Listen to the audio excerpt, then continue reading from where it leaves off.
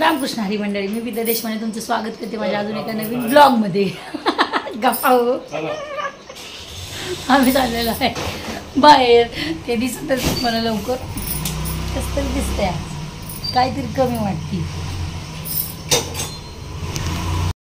तर आपण निघूया जायला। आता तुम्हाला दिसेलच पुढं आणि थंबनेलवरून कळलं असेल तुम्हाला की आम्ही कुठं चाललेलो आहोत। तर आम्ही चाललेलो आहे सावरगावला। सावरगाव गावाचं नाव आहे आणि पोचलो आम्ही फायनली। खरं तर आम्हाला खडकीत जायचं होतं खरेदी करायला, बाळाला खूप सुंदर असा फ्रॉक घ्यायचा होता, पण वेळ खूप म्हणजे आम्ही सकाळी 9 वाजता लवकर निघालो आणि पटपट जाऊन महागारी यायचं म्हणून आधी पहिलं तर गेलो ज्वेलरीच्या दुकानामध्ये। आणि हा परिसर म्हणजे इथं 14 वर्ष काढली, ह्याच्यात सुख आहे, दुःख आहे, आनंद आहे, अजून खूप सारं काय काय आहे, चांगल्या वाईट खूप साऱ्या आठवणी आहेत।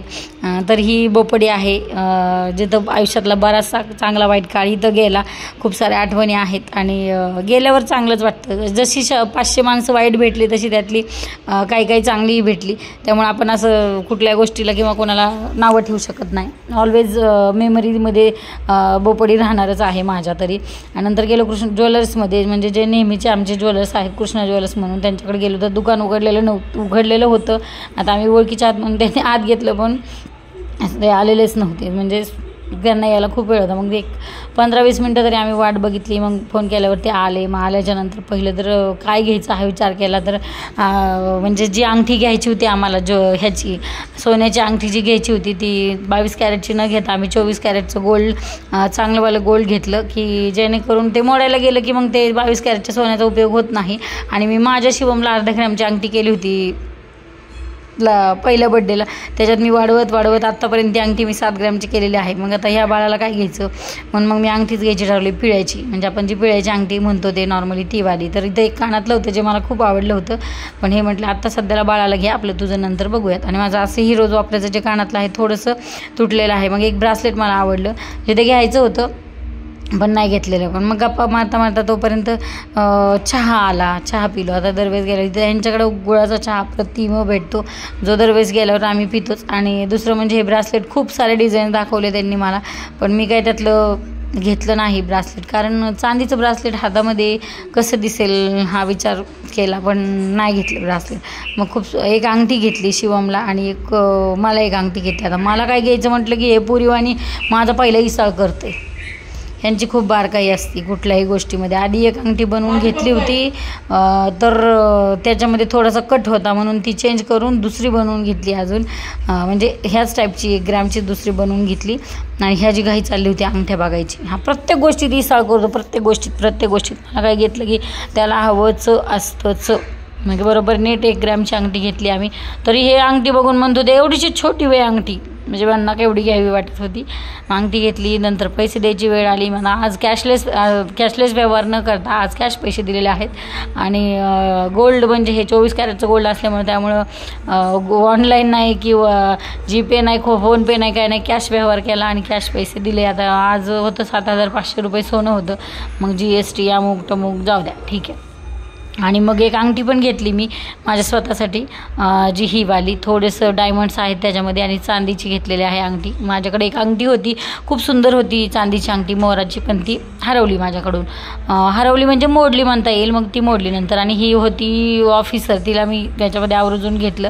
आणि त्यानंतर गेलो जो S कुमार वडेवाल्याकडं, तर रात्री सकाळी लवकर निघाल्यामुळं चहा पिऊन गेलेलो होतो, त्यामुळं मग काहीतरी खायला पाहिजे। त्यांच्या घरी गेल्यावर मला म्हणतात लगेच गेलो काय जेवायला मागणार आहे का तू, मग थांब जरा, म्हणून मग एक हे पॅटीस घेतलं आणि हे पॅटीस खाल्लं आम्ही सगळ्यांनी मिळून, आणि खरं छान होतं। S कुमार आणि जोशी वडेवाल्यांचं मला आवडतंच, पॅटीस आणि वडा पण आवडतो। पण इथं जो माणूस होता ना तो खूप वेडा होता, म्हणजे जिलबी मागितलं तर भजे देणारा असा त्या टाईपमध्ये तो जरासा माणूस होता। पण ठीक आहे, आता चालायचं, सगळ्यांचे स्वभाव सारखे नसतात। आणि सोलकढी, वडापाव खायला गेलो कधी सोलकढी अवश्य खावी, पण ही इतक्या घाणेरडी होती ना, अजिबात हिला चव नव्हती। असं म्हणजे शिळं कशी लागते तशी लागते। मी थोडीशी पिऊन बघितली, पण मला त्याची चव नाही लागली, मग मी परत रिटर्न केली।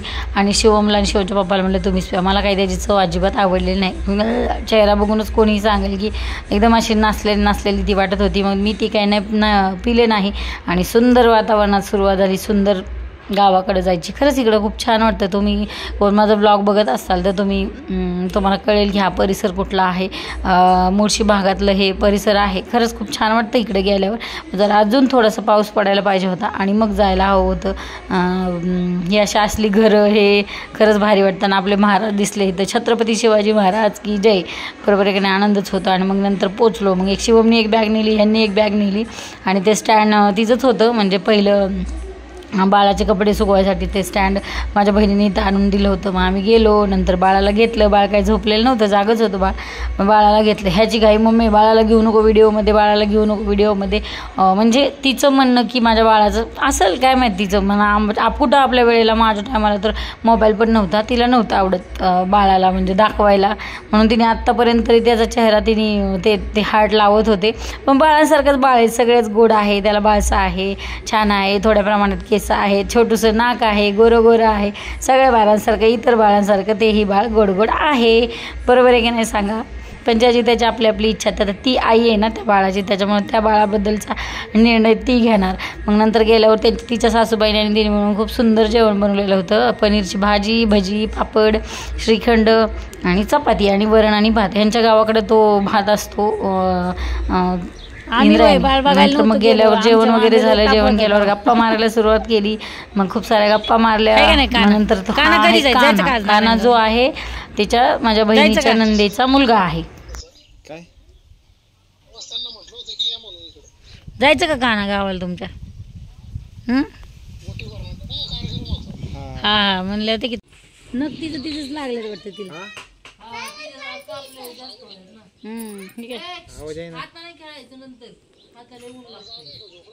आता उठले. तर हे आजी आणि नातीचं चाललेलं आहे खेळणं. आता आजीबाई त्याला बाळाला वाळ घालत आहेत, कारण इथं लाईट नव्हती.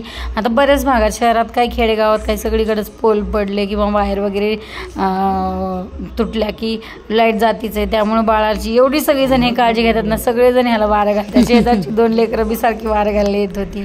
तर मग आमची निघायची वेळ झाली. हे आहेत आमच्या लेकीचे सासरे म्हटलं तरी चालेल. हे आहेत नवरदेव आणि ह्या सासूबाई आणि एक दीर आहेत. ते दीर आता नव्हते, जे बाहेर गेले होते. मग त्यांचा निरोप घेऊन आम्ही बाहेर निघालो. तर हे काय दिसत होतं, खूप पोलीस तैनातीमध्ये हा कार्यक्रम होता.